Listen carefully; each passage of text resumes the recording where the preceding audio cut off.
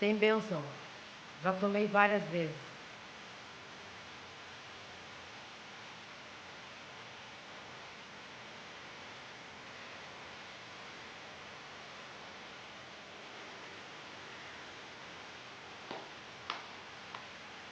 Vamos escutar um pouquinho de música?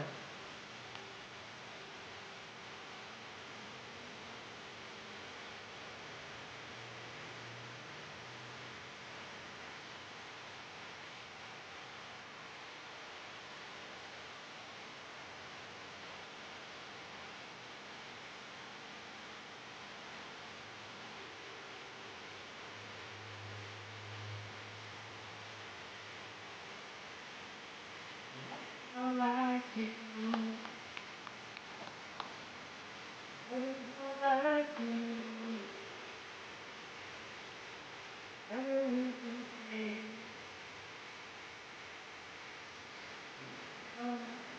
Vamos dar um K então. Shalom a todos. Boker Tov. Então é o seguinte, nós vamos hoje, eu estou rindo assim de boba, pelo seguinte.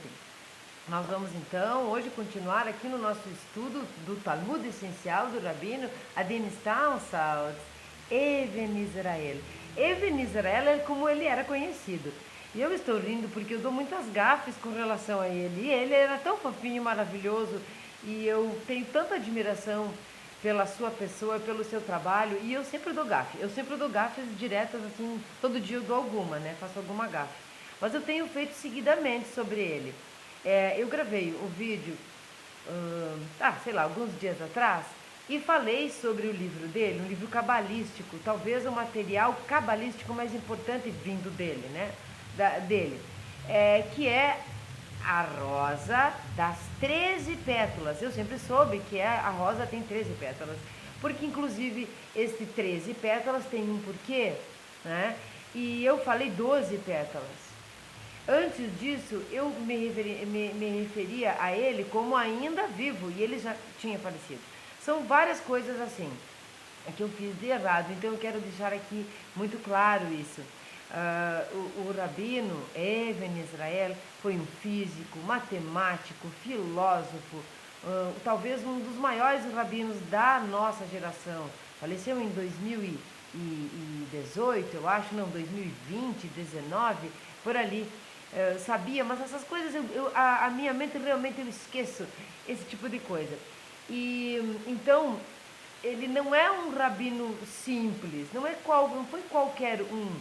E o Talmud Essencial, o livro que ele compilou aqui, com as suas, o manual de como nós conhecermos o Talmud, é um livro que foi o primeiro que eu pensei em fazer nossas playlists, nossos estudos, porque ele é muito interessante, ele é muito concentrado, nada está perdido ali, nós conseguimos ter um norte é muito definido o nosso caminho estudando o Talmud essencial, então eu gosto muito. E aquele texto, aquela frase grandinha, que ele fala sobre a nossa singularidade dentro do livro, A Rosa das 13 Pétalas, ele é muito importante. Ele é um parágrafo muito importante. Nós precisamos até reler ele de vez em quando para nós entendermos a nossa importância e que a nossa missão aqui é nossa, não é de mais ninguém. Seja qual for, seja uma missãozinha pequenininha, seja você uma dona de casa, seja você o dono de da maior empresa, da Microsoft, sei lá. E então essas gafes que eu faço, por isso eu estava rindo. Esse som que eu estava escutando agora é Joshua Aron. Joshua Aron não é um judeu ortodoxo, assim como o judaísmo que nós seguimos. Ele é um judeu messiânico. Então, aqui eu escuto a música dele quando eu percebo na letra que ele não coloca personagem no meio, ele fala de Deus. E então nesse momento sim nós podemos e devemos escutar. Ele é muito talentoso, né? Mas nem tudo está perdido. Quem sabe um dia ele se toque, né? Que o judaísmo messiânico não existe, né? Ele até existe para eles, para os messiânicos, mas ele é um judaísmo não reconhecido, ele é controverso, ele é um cristianismo, na verdade. Né? Então nós vamos aqui hoje estudar, vamos ler, estou de microfone, espero que funcione, que não chie este vídeo. Vamos estudar Deret Israel, Deret Eretz. Hoje é o dia dos erros, das gafas. Derech Eretz, que significa conduta. Nós vamos ver um pouco, porque tudo é sempre muito pouco, com relação... Eu vou ter que dar um pause aqui para ajeitar o microfone. Espero que tenha ficado bom. Bom, então eu escuto esse som porque é bom. É bom e eu não tenho preconceito com relação às pessoas, nem naquilo que elas acreditam. Eu não gosto de que me influenciam ou tentem me influenciar, não gosto de proselitismo, eu realmente não gosto. Então, o que nós podemos fazer com as pessoas de uma maneira geral, que não pensam como nós, que não seguem o que nós seguimos, respeitá-las, né? E sempre olhar para aquilo que é bom na pessoa, porque todos temos, né? Então, em vez de ficar fazendo lachonará sobre as pessoas, ou sobre o credo, né, de cada um, nós vamos sim tirar daquele momento, tirar, maneira, né, metafórica de dizer, tirar aquilo que a pessoa tem de bom. Então vamos lá, vamos ler o capítulo 27 da segunda parte, estrutura e conteúdo do Talmud essencial, do Rabino Adin Stalsa. Estamos chegando ao final deste livro maravilhoso, e espero que vocês, quando chegue ao final, cada um que seguiu periodicamente, né, em sequência, os vídeos tenha aprendido alguma coisa, né? Alguma coisa a gente sempre aprende. Eu espero que seja bastante. Então vamos lá, Derech Eretz, conduta. Essa tradução é no contexto, tá? Não é uma palavra só, então, né, nós vamos usar como conduta. Capítulo 27. Eu vou ler e nós vamos tentar dar aqueles belos e bons pitacos conforme der, né? A expressão Derech Eretz, que bom que eu já explico desde o começo, tem vários significados na literatura talmúdica. Acima de tudo, é o modo mundano. Então é como que a nossa conduta, não é a conduta de Hashem, que eles estão se referindo aqui, como ele fez isso, faz aquilo, mas sim a conduta do mundo, né? O mundo, o seu modo mundano da conduta do homem. A maneira com que as pessoas se comportam, a conduta aceita. E também a polidez e a educação. Não se contém num código fixo da Halahá, embora pormenorizadamente expostas no Talmud. Tais alahot não são obrigatórias.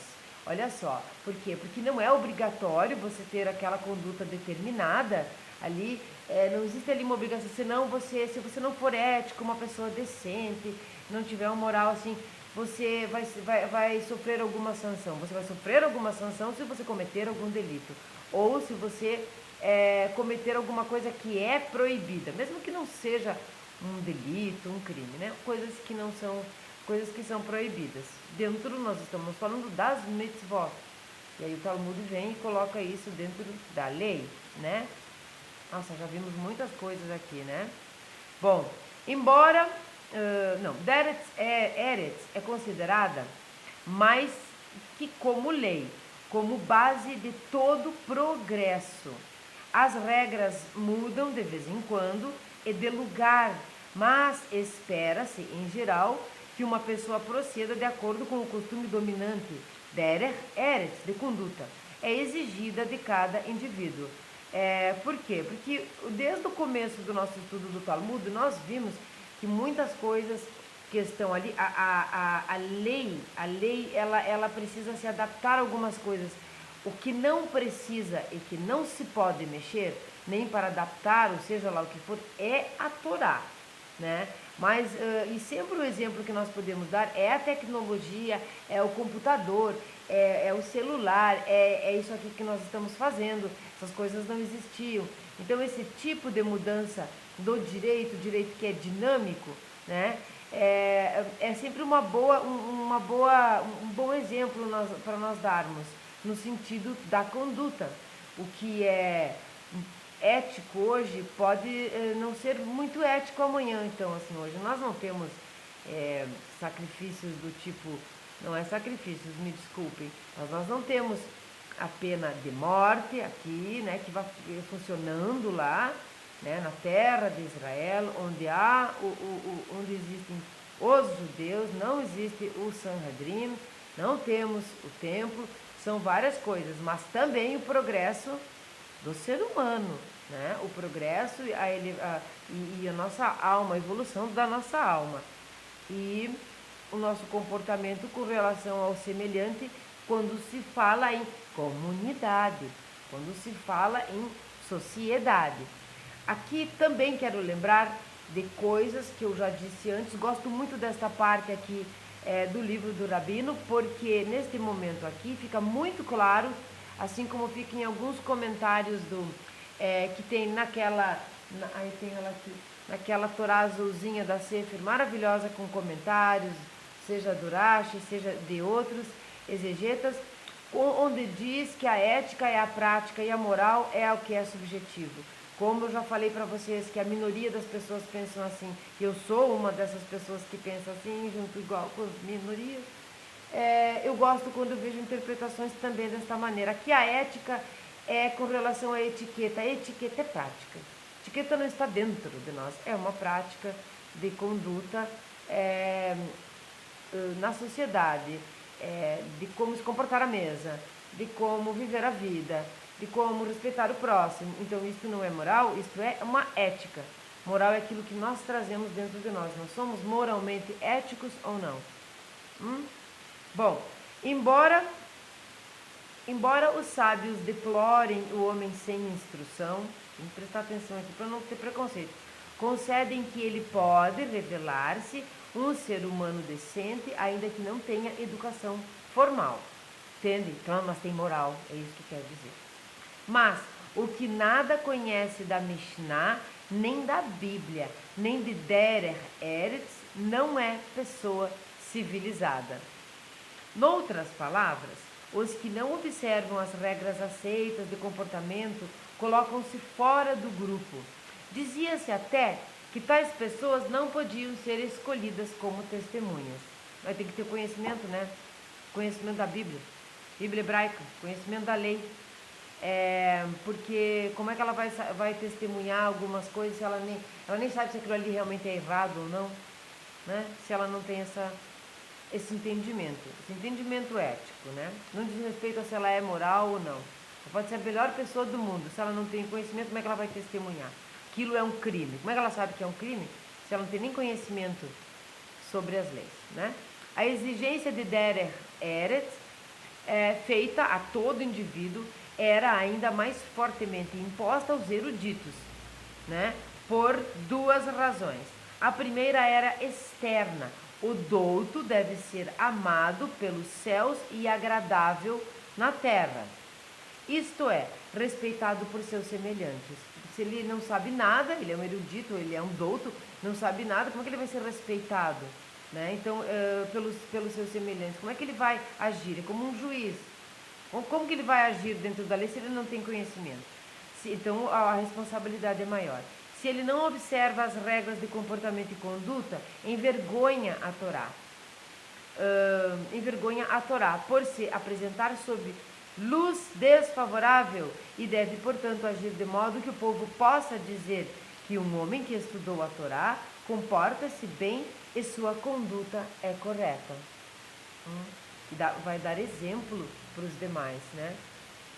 Mas existe outro aspecto da injunção de seguir Derech Eretz, sempre lembrem, conduta, uma vez que o comportamento correto faz parte da indefinível gama de ações e pensamentos conhecida como Da'at, conhecimento, sabedoria. Esse Da'at, eu quero lembrá-los, como nós não temos vídeos, né, ainda, pelo menos em playlist, diretamente sobre a Kabbalah, vamos lembrar da árvore da vida, vamos lembrar de Rohmah, de Binah e Da'at. Nós não vamos falar de Keter, porque, na verdade, Keter não está na árvore, está acima, porque é a coroa de toda a árvore da vida. Então, nós temos a inteligência e nós podemos traduzir Binah tanto como conhecimento como entendimento. Existem algumas pessoas que traduzem de um jeito e outras de outro. Da'at, que fica no meio, é o elo entre a inteligência e o conhecimento. É entender isso, né? Mas vocês vão encontrar pessoas que, ou lugares, né, literaturas que vão explicar que Da'at é o elo da inteligência e do entendimento, aí eu tenho o conhecimento.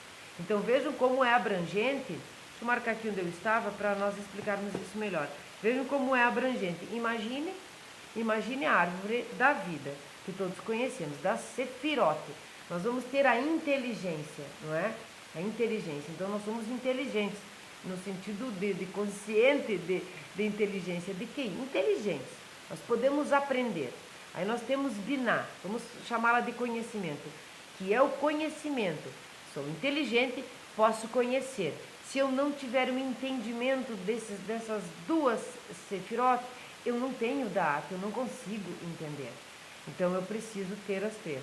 Quando eu uso Da'at como conhecimento, mesma coisa. Eu tenho a inteligência, eu tenho o entendimento sobre aquilo que é inteligível para mim e eu tenho então o conhecimento, né? Porque eu só posso conhecer alguma coisa se for acessível, se for, eu não sei se a palavra é essa, mas inteligível, não sei, né?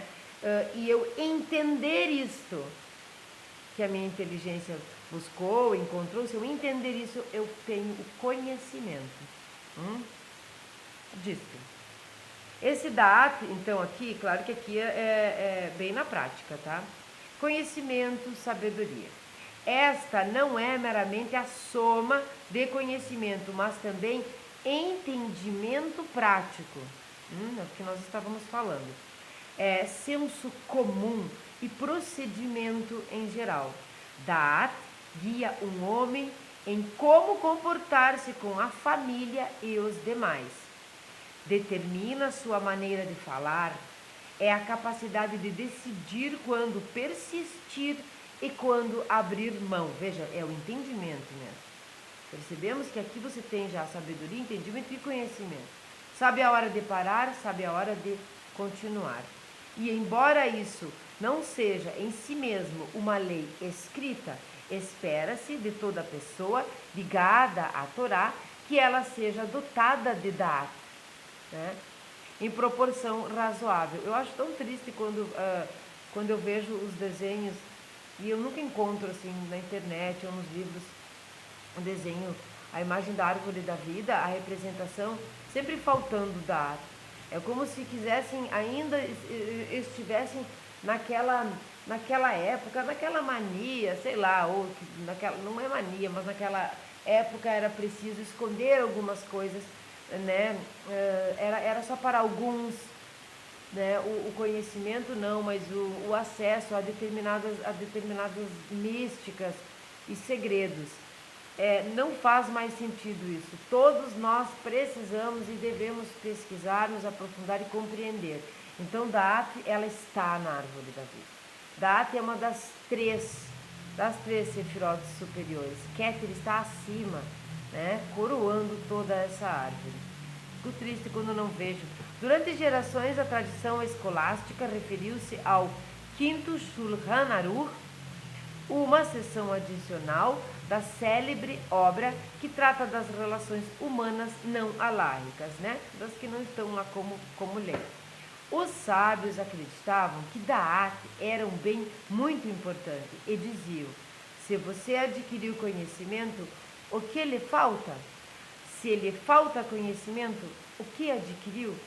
Vamos desmembrar esta frase. Eu fiz uma postagem sobre essa frase. Pensem comigo. Você adquiriu conhecimento? Né? Foi lá, estudou, enfim, adquiriu conhecimento. Então, o que lhe falta? Coisa mais importante que tem é conhecimento aqui, nesta frase. Não lhe falta nada. Agora, se lhe falta o conhecimento, então o que foi que você adquiriu? Esse tempo todo, durante a sua vida, sei lá. Você não adquiriu conhecimento. Então, o que foi que você adquiriu? Nada, não é? Bom, aos doutos se urgia insistentemente que adquirissem Da'at. E o Talmud era enfático em sua opinião de que um erudito que não tem Da'at é pior do que uma carcaça. Sim, se vocês prestarem atenção nas frases do Talmud, dos estudiosos, dos sábios, não tem romantismo, viu, gente? Não tem, é isso, isso e isso. Você não passa de uma carcaça, um erudito que não tem Da'at. Mas, verdade, né? Eu não fiz antes a brahá nem agora, porque eu já tinha bebido, tá? Já tinha bebido água. Vamos lá para um subtítulo dentro do capítulo 27, agir com sabedoria. Todos precisamos, né? Que bom aprender com o Talmud, nossa. Da'at é, em alto grau, uma qualidade natural, visto com certas pessoas sempre saberão, visto como certas pessoas sempre saberão instintivamente como reagir de modo adequado em diferentes situações, sem treinamento ou instrução. Mas até dos não abençoados com essa qualidade, se esperava que adquirissem conhecimento e aprendessem com outros para serem dignos de usar o honroso título de erudito. A máxima de que o serviço da Torá é maior que seu estudo. Prestem atenção, olha só. O serviço da Torá é maior que seu estudo. Implica que quem era privilegiado para servir a um grande sábio, até em coisas prosaicas e simples, aprendia dele mais que os discípulos, que se limitavam a assistir suas lições formais. Veja, é um tudo. Não basta só estudar a Torá, ou ter ali o seu sábio, o seu mestre, o seu rabino, e nada do cotidiano, da vida prática, onde nós podemos colocar Da'at em movimento. Não tendo isso, não é completo, não faz sentido. Não faz sentido. E às vezes a mais importante aquisição era Da'at, o conhecimento de como se comportar em várias situações e em relação a tipos diferentes de pessoas. Há no Talmud centenas de narrativas sobre discípulos que observavam pormenores da conduta de seus rabinos, não necessariamente em esferas relacionadas ao estudo formal. Eu vou dar um exemplo agora, que é um exemplo que vai fugir um pouco da religião judaica. Vamos falar de Karate Kid, o filme. Eu não estou falando do Karate Kid, aquele filme novo com uma outra criança, com outro... Não. Né? Com o Jack Chan como o Sr. Miyagi. Não, estou falando do primeiro filme, tá? Lembrem do primeiro filme, quem assistiu. Quem não assistiu, vale a pena. Ai, mas é violento, é karatê, é japonês, não tem nada a ver com o judaísmo. Mas o que o Sr. Miyagi, que era o mestre do Daniel San, do filme, fez com ele quando ele pediu que ele o treinasse. Ele sofria bullying na escola, ele apanhava na escola, ele era maltratado na escola. Ele pediu que o Sr. Miyagi, né, um mestre, karatê, um velhinho, ensinasse ele como reagir, como lutar, como se defender. Ele deu para ele uma flanela e mandou que ele limpasse o carro, ele encerasse o carro, né, o capô do carro do Sr. Miyagi. Então, não sei se dá para ver minhas mãos, ele fazia este movimento, né, rotatório, assim, circular para um lado só. Depois ele mostrou como fazer. Primeiro você faz assim, depois você pega a outra mão com a flanela e faz a outra mão. Daniel San enlouquecido. Se estão fazendo o quê? Limpando o carro dele. Bom, ele deve saber o que está fazendo. Depois, para dentro. Tá? Muito. Bom, já fiz. Aí ele diz agora, e entrega um balde de tinta, um pincel e uma cerca que vai um quarteirão, simplesmente. Uma cerca enorme de madeira, onde ele deveria pintar. Aí ele fica chateado. Bom, mas eu vou fazer porque é o mestre, ele está mandando. Começou a pintar de tudo que a gente... Não. O Sr. Miyagi chegou, pegou o pincel e mostrou para ele. Assim. Subindo, descendo. Dá para ver, gente? Subindo, descendo. Ele fez isso muito alto. Subindo e descendo. Outra mão. Subindo, descendo. Subindo, descendo. Então, ele... eu quero aprender karatê. Né? Eu quero aprender a Torá, eu quero ler o que está lá, eu quero estudar o que está lá. Eu quero ser um intelectual, não é nem erudito, eu quero ser né? Mas eu não sei o que fazer com isso na prática.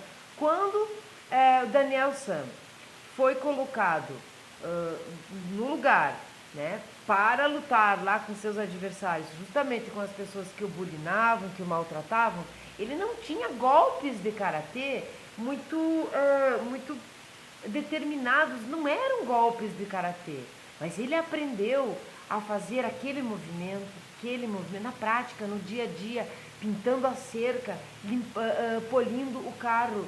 E lá ele tinha, no momento da luta, tudo. Ele tinha a paciência, a concentração, aquele japonês que é concentrado. Ele tinha a concentração, ele tinha domínio dos seus movimentos. Nós precisamos ter domínio do nosso corpo, domínio do outro movimento. Quando isso tudo foi para a luta, e ele já tinha todo o entendimento, todo o conhecimento e a inteligência para assimilar o que o senhor Miyagi ensinou.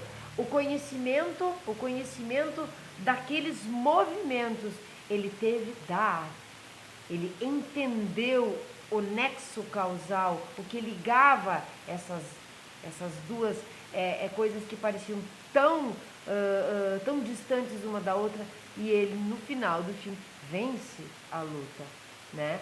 Então nós precisamos conhecer, saber o intelectual, a teoria, mas nós precisamos saber como colocá-la na prática. É a convivência com a índole do seu rabino, a índole do seu mestre, a índole, a moral mesmo, a decência da pessoa que te passa ensinamentos é necessária, porque nós queremos ter um exemplo, nós queremos copiar, nós precisamos imitar o que é melhor. Eu não quero imitar ninguém porque eu sou mais eu. Não, a gente sempre vai imitar alguém. E se nós não nos determos a imitar alguém que está um passinho à nossa frente, nós vamos acabar imitando aqueles que estão a passos atrás de nós, fazendo uma porcaria em cima da outra, uma mídia lavando a nossa mente, né, a tal da lavagem cerebral. Então imitemos quem está um passinho à nossa frente. Karate Kid, um filmaço. A etiqueta e costumes desculpe, da era talmúdica foram coligados num pequeno tratado intitulado Derech Eretz. Entenderam agora? Que é o nome do tratado, né? Por isso que nós falamos, a tradução não é uma palavra só, mas diz respeito à conduta, da etiqueta. A conduta é o modo mundano, né? Que é um repositório de informações sobre moral e conduta dessa época. A Alahá sobre Derech Eretz abrange diversas esferas da vida. Muitas leis, por exemplo, são dedicadas a regras de etiqueta em refeições formais. E isso era importante num tempo em que se costumava dar demorados banquetes, em que os comensais se reclinavam em divãs. Isso está entre parênteses, meio sarcástico, que envolviam considerável cerimônia e formalidades. Essas regras incluíam pérolas de senso tais como: é proibido falar durante a refeição, a menos que alguém se engasgue. Eles eram engraçados também, né? A gente pode rir, tá? Tá liberado o sorriso. Falar de Deus é pra gente, pra ficar feliz, não triste, com uma coisa enlutada, não é? É proibido falar durante a refeição, a menos que alguém se engasgue. Isso é ótimo. Bem como instruções sobre a maneira de comer diversos pratos. O tratado também relata, com intenção humorística, como Rabi Akiva convidou 2 discípulos à sua casa para testar seus conhecimentos sobre maneiras e etiqueta. Serviu-lhes carne que não fora suficientemente cozida, serviu uma carne dura. Um deles, bem educado, provou a carne, achou-a comível, está escrito comível, tá? Aqui, e deixou-a no prato. Enquanto o outro tentou dividir sua porção à força. A este, que tentou dividir à força, o Rabi Akiva disse zombeteiramente: assim não, meu filho. Pise no prato e puxe. Imagine, pisar no prato e puxar a carne, né, do garfo. Muitas das regras de comportamento eram baseadas em considerações puramente estéticas. Agora, quero que vocês lembrem Com licença, quando uma vez eu disse que o que é estética. Aprendi isso lá quando fiz minha monografia na faculdade. O que é estética? É a ética da beleza. Estética é a ética da beleza.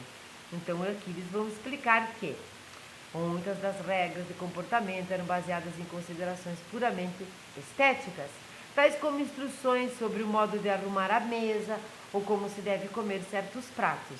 Mas havia outras regras de significação mais fundamental. Por exemplo, a proibição de profanar vários alimentos. Isso deriva, sabe quando a gente profana um alimento? Não pode. Isso deriva até certo ponto da interdição geral de destruição ou desfiguração injustificada, que é plenamente válida do ponto de vista da Alahá, por se basear na lei da Torá, se bem que consideravelmente ampliada pelos sábios. Baseava-se também numa atitude de respeito pelos alimentos como sustento do homem. Já podemos entender. Na mesa tem que ter respeito, né? Conta-se que certo homem foi visitar um dos sábios e colocou o seu prato sobre uma fatia de pão. Sobre, tá? O sábio tirou o pão debaixo do prato e comeu-o. Como o visitante não desse sinal de entendimento, né? Não entendeu? Se faz uma coisa dessa que não entende mesmo. O sábio disse-lhe: tem as pinhas aqui. Pensei que você se escaldasse com água bem quente, mas agora percebo que nem água fervente o afetaria. Admoestava-o por não ter compreendido que não se come um alimento depois de sujá-lo ou tratá-lo com desrespeito.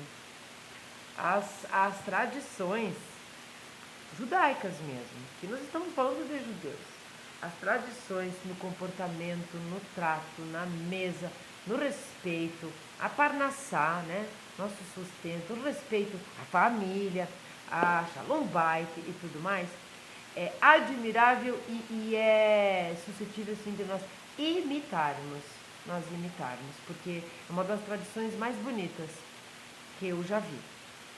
Ninguém desperdiça comida, ninguém profana alimento. Muito pelo contrário, sabemos que o vinho, que poderia ser bem profaninho, é santificado e é elevado, né? Outro aspecto das regras de etiqueta reflete-se na máxima dos sábios. Quando o templo ainda existia, o altar expiava os pecados, enquanto depois de sua destruição é a mesa do homem que os expia por ele. Vou ler esta frase novamente. Quando o templo ainda existia, o altar expiava os pecados, né, das pessoas, enquanto depois de sua destruição é a mesa do homem que os expia por ele. Este conceito visava a encorajar as pessoas a convidar pobres às suas casas, de vez que a participação deles às refeições compensaria os aspectos material e egoísta de comer, ele daria uma dimensão de santidade. É um Shabat convidar as pessoas, né? E por que não um pobre? A vida da mesa de um homem. A visão da mesa de um homem como um altar também influenciou as regras de etiqueta à mesa, porque comer era visto não apenas como satisfação de uma necessidade, mas como parte de todo o modo de vida e de culto ao Criador. Essa era a base para o costume mais tarde praticado em muitas comunidades judaicas de colocar sal na mesa a cada refeição, recordando o sal posto no altar, ou o costume de tirar facas da mesa durante a bênção de graças após as refeições. Não se punha ferro no altar, porque o ferro abrevia o tempo de vida de um homem, quando usado como arma. Logo, não se podia colocá-lo próximo ao templo, que alonga a vida. Aqui, nesse momento, eu quero pegar o meu livro Guia dos Perplexos, do Rambam, Maimônides, aqui ó, Guia dos Perplexos, eu gosto muito desse livro, E eu quero ler para vocês sobre esta frase. Eu vou ler a frase novamente e vou pegar um pedacinho aqui, vou me utilizar de Maimônides. Não se punha ferro no altar, porque o ferro abrevia o tempo de vida de um homem quando usado como arma. Logo não se podia colocá-lo próximo ao templo, que alonga a vida. Então, diz Maimônides, aquilo que encurta a vida não deve ser utilizado naquilo que a prolonga. Isto é uma boa explicação pelo aspecto das derachot, conforme mencionamos. Porém, a razão disto é clara, pelo fato de os idólatras erigirem seus altares com pedras cortadas, foi proibido se assemelhar a eles, e então um altar de terra farás para mim. Então não coloque coisas que, aquilo que encurta a vida não deve ser utilizado naquilo que prolonga. Mesa maravilhosa, na união da família, das pessoas amadas, numa refeição, numa comemoração, num agradecimento por termos o que comer e por, enfim, então tira as facas. Muito interessante, né? Agora mais um subtítulo, respeito. Havia ainda outra dimensão para as regras de Derech Eretz. A obrigação citada na Torá de respeitar certas pessoas e tratá-las de modo especial. Existia uma exortação geral para que se respeitassem os pais da gente, né? Honrarás a teu pai, a tua mãe, né? O versículo. Os doutos e o rei.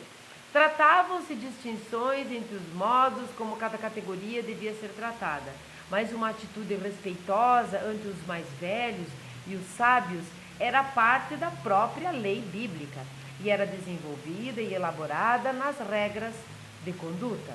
Na presença de quem deve uma pessoa levantar-se? Isso está tudo explicado no Talmud. Quem deve entrar numa sala ou sair dela em primeiro lugar? A quem se deve conceder a honra de fazer algo primeiro? Todos esses assuntos, que são largamente opcionais, mas se tornaram parte da tradição alárrica, são tratados no Código de Derech Eretz. A regra orientadora é que, quando se deve conceder uma honra, dá-se precedência sobre as outras à pessoa mais digna, onde envolve uma situação de pouca dignidade. O membro, o menos importante do grupo, atua primeiro. Por exemplo, o membro mais importante de um grupo tem precedência ao entrar, mas o menos importante sai primeiro. A gente costuma abrir a porta para aquela pessoa mais velha, mas quem sabe assim para aquele com uns títulos. Enfim, vamos tentar entender aqui a dignidade. Mas aquele que é menos importante sai primeiro, para deixar os outros devagarzinho. Esse momento aqui de quem entra primeiro, quem sai, quem se levanta, existem algumas coisas não só controversas, mas também incompreendidas. Por exemplo, vou dar só um exemplo, tá? Todos vocês compram a coleção inteira do Talmud em aramaico, vão aprender aramaico, depois hebraico, depois inglês, depois português, e daí vão entender. Ah, meu sonho. Bom, então tem o seu pai e o seu rabino. Você se levanta, a predominância, a precedência é aqui. Você se levanta para o seu rabino ou você se levanta para o seu pai? A grosso modo, à primeira vista, é para o nosso pai. Para o nosso pai que nos colocou nesse mundo, né? Que juntamente com a nossa mãe e a Hashem nos trouxeram aqui. Alguns entendem que tudo bem, mas uma maioria esmagadora pensa que a reverência vem primeiro, você se levanta para o seu rabino. Agora, qual é a explicação aqui? É que, na prática, o seu pai te ensina, te conduz e te trouxe a vida física, mundana, que vai ter 70, 80, 100 anos com muita sorte. Mas o rabino te ensina te traz, te leva à vida, os ensinamentos, à vida eterna, ao mundo vindouro, aquilo que não tem tempo, que não é 100 anos, 200, é sempre e para sempre. Então essa seria a maior importância nesse momento. Mas não é muito compreendido isso. Então, se for o nosso caso Bnei Noach, e o seu pai, por exemplo, não entender isso e se magoar, ou você não se levanta para ninguém, ou você se levanta para os dois. Essas são as adaptações que nós fazemos para manter a família feliz. Porque antes de tudo, nós temos Hashem e a família. Então é isso. Mas, a grosso modo, se levanta para o rabino e o pai fica chateado. Essas coisas acontecem, né? Não é para acontecer. Bom, as alahot relativas ao respeito ao pai ou ao rabino são numerosas e encarecem que o homem deve honrar e reverenciar quem é maior do que ele. Naturalmente, na vida cotidiana da família não é possível, né? Particularmente em se tratando de crianças, por exemplo. Observar todas as gentilezas de boa conduta e cerimônia. E houve os que disseram que o pai ou o rabino que concordassem dispensar as honras, com isso já estaria honrado. Para não dar confusão, né? De criança, para não dar mágoas também. Eu acho bem interessante. Um rabino grandão mesmo, quando eu digo grandão, não é que sabe mais que os outros. É um ser espiritualmente, um mais que tzadik, um ser elevado mesmo, alma elevada, um ser bem melhorado, dispensa honrarias, ele mesmo. Então a lei existe, você pode fazer e ele pode aceitar, mas um grandão dispensa honrarias, sabe que somos iguais perante Hashem. Né? Naquele momento ali não, mas dispensa honrarias. Por outro lado, a um monarca é interdito dispensar honras. Por quê?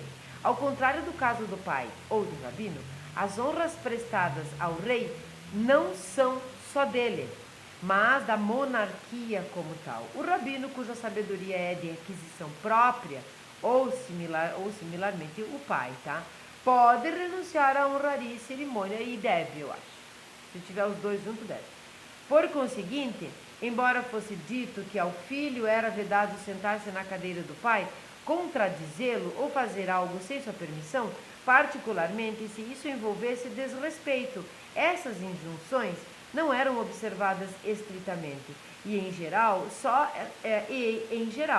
só se aplicavam quando os filhos chegavam à idade adulta e desejavam eles mesmos cumprir a mitzvah de honrar aos pais. Quando o seu pai chega no local e você está sentado, você se levantar, né? Você se levantar. Aqui não tem rabino, tá? Você se levantar. A cadeira ser a cadeira para ele. Você está naquela cadeira que ele sentaria, por isso que a gente acaba deixando o pai na cabeceira da mesa, né? O patriarca e a matriarca no outro lado. O que nos custa fazer isso? Quanto custa? Já que o mundo é tão movido ai, não ganho nada com isso, o que é que eu ganho com isso? Pois o que é que você perde? O que é que nós perdemos com isso? Com certeza nós ganhamos muito. É como no ônibus, aquelas histórias que viram meme, que viram postagens, que viram propagandas sobre se você deve ou não se levantar e deixar uma mulher grávida sentar. Claro que você deve se levantar e deixar uma mulher grávida, pelo amor de Deus. Um velhinho agarrado naquele palanque do ônibus e você sentado ali, você é um jovem de 20, 30, 40, 50, 60, até 60 você está jovem. Levanta, deixa a pessoa sentar. Não precisava nem ter regra para isso. Por isso que aqui diz, ó, uma alahá aqui, ó, as regras de conduta, elas não são obrigatórias, elas são de dentro. Elas vêm conosco. Se elas não vêm conosco e tiver alguém que te ensine, por favor, aprenda. Não nos custa nada, e muito pelo contrário, é recompensa na certa. A recompensa não é no mundo vindouro. A recompensa é quando você estiver na mesma situação, alguém vai fazer isso por você. Causa e efeito, é mérito.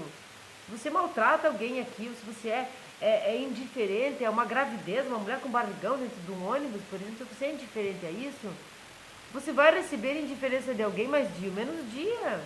Esse é o equilíbrio natural da natureza de Hashem. Sabe, balança muito mal, muito bom, muito mal, muito bom. Então ele precisa ter um equilíbrio. É o equilíbrio que vai trazer a redenção, pessoal. A redenção precisa ter equilíbrio. Se estiver muito mal, muito bom, balança para um lado, não tem redenção. Nós precisamos de ter equilíbrio. Fui lá no equilíbrio agora, mas também... Bom, por conseguinte, embora fosse dito que ao filho era verdade, já li essa parte. Uma divertida ilustração dessa atitude se encontra nas fontes talmúdicas, sempre tem, né? O testamento de um pai estipulava que deixava os bens ao filho, com a condição de que o filho se tornasse um tolo. Tá? Ele deixaria a sua herança ao filho se o filho se tornasse um tolo. Os sábios não podiam encontrar explicação lógica para o estranho documento e apelar. Esse aqui é uma metáfora, uma gadá, não sei nem como chamar isso, maravilhosa. Eu tive que ler 3 vezes, há anos atrás, para entender, e eu compreendi. Eu vou começar de novo aqui porque é muito interessante. Eles falavam não só por parábolas, mas sempre com algo subliminar e profundo numa simples frase literal. Vamos lá. O testamento de um pai estipulava que deixava os bens ao filho com a condição de que o filho se tornasse tolo. Vamos dizer que ele era bem inteligente. Os sábios não podiam encontrar explicação lógica para o estranho documento e apelaram ao Rabi Yehoshua ben Hananiah. Já falamos dele. Renomado como grande erudito e homem muito sagaz. Quando chegaram à casa dele, do rabino, encontraram-no andando de 4 com o filho pequeno montado às costas. Os sábios esperaram respeitosamente para não perturbarem a brincadeira do rabino. Quando afinal lhe pediram a opinião sobre o testamento, ele respondeu: vocês mesmos acabaram de ver o seu significado. O pai queria dizer que o filho receberia a herança quando ele mesmo tivesse filhos, porque ele estava ali como um tolo. Mas ele não era um tolo, ele era o rabino Yehoshua Hananiah. Mas ele parecia um tolo com o seu filho, andando de 4 com o filho nas costas. Então, quando este pai que fez este testamento, quando o seu filho tivesse filhos, começasse a construir uma família, ele quis dizer um tolo, aí ele ganharia, essa era a condição, ele ganharia a sua herança. A educação e o comportamento corretos eram parte dessa da arte, que a todo homem incumbia adquirir. E como os próprios sábios repetidamente encareciam, isso também abrangia a capacidade de discernir quando era permissível desviar-se da Alahá e das leis de conduta. Este foi o capítulo 27 da segunda parte, conteúdo, estrutura e conteúdo do Talmud essencial do Rabino Adin Sanhedrin, Israel. Espero que vocês tenham gostado, espero que vocês assistam Karate Kid, espero que vocês compreendam que conhecimento sem prática de nada adianta, conhecimento sem compartilhar de nada adianta, prática sem conhecimento de nada adianta de coisa nenhuma. O que adianta é todos juntos. O equilíbrio do conhecimento, da sabedoria, da inteligência e aí sim o entendimento de tudo isso. Da nossa parte intelectual, cerebral, Toda ela coroada com Kéter da árvore da vida. Então vamos ler hoje. Curtam, comentem, compartilhem com quem vocês amam, compartilhem com quem vocês têm aí como amigos no Face. Às vezes a gente nem conhece as pessoas. Compartilhem, comentem, continuo aqui afoita, esperando, ansiosa por comentários que não acontecem, mas aí um que outro tem. Eu quero agradecer as pessoas que comentaram e me mandaram um feliz aniversário no dia de... Hoje não sei que dia que eu vou postar esse vídeo. No dia 31 de março.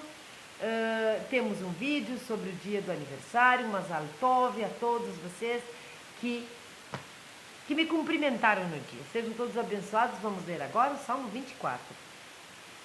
Salmo 24 é específico para a nossa Parnassá, porque Shavua Tov a todos, né? Começamos uma semana ontem maravilhosa e o começo de semana sempre vem na nossa mente a Parnassá, o sustento, o nosso trabalho, que nós possamos conseguir sanar, cumprir as nossas obrigações e também as coisas boas que nos dão lazer, que nos dão prazer em viver, né? Salmo de Davi, Salmo 24, que eu gosto muito. Ao Eterno pertence a terra e a sua plenitude, o mundo e os que nela habitam. Pois ele fundou-a sobre os mares e sobre os rios a consolidou. Quem subirá ao monte do Eterno? E quem estará no seu santo lugar? Aquele cujas mãos são limpas e cujo coração é puro, que não jurou em meu nome em vão e não prometeu falsamente. Do Eterno receberá bênçãos, uma justa recompensa do Deus de sua salvação. Tal é a geração dos que a ele se voltam, os que buscam a tua face, ó Deus de Jacó. Erguei, ó portas, os vossos batentes, ampliai-vos, ó portais antigos, e entrará o Rei da Glória. Quem é o Rei da Glória? O Eterno, forte e poderoso, o Eterno poderoso na batalha. Erguei, ó portas, os vossos batentes, sim, ampliai-vos, ó portais antigos, e entrará o Rei da Glória. Quem é este Rei da Glória? O Eterno dos exércitos, ele é o Rei da Glória. Cá. Vamos escutar Joshua Aron mais um pouquinho. Vamos escutar ele e tentar fazer aqui, colocando ele no canal judaico. Vai que de repente ele percebe que judaísmo é judaísmo e outras coisas é outras coisas, cada um na sua, né? Vamos respeitar todas as pessoas, todas as religiões, mas nós seguimos o judaísmo monoteísta.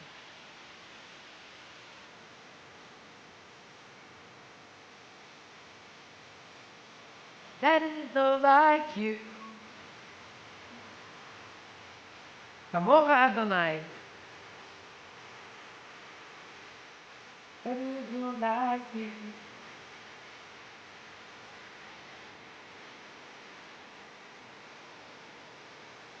Majestoso o seu nome.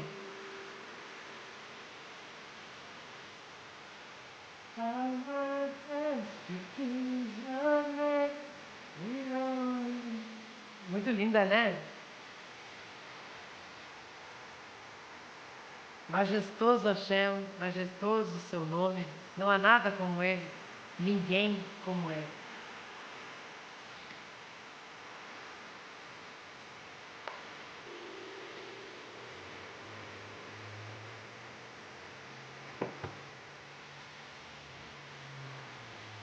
Tchau, gente.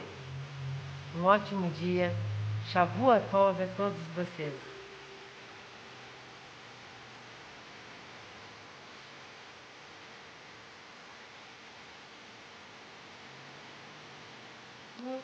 Não consigo sair toda vez que eu boto música.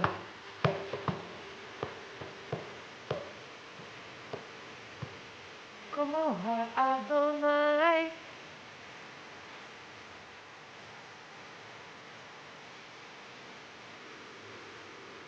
Tchau, gente. Eu tenho que ir, né? Preciso trabalhar.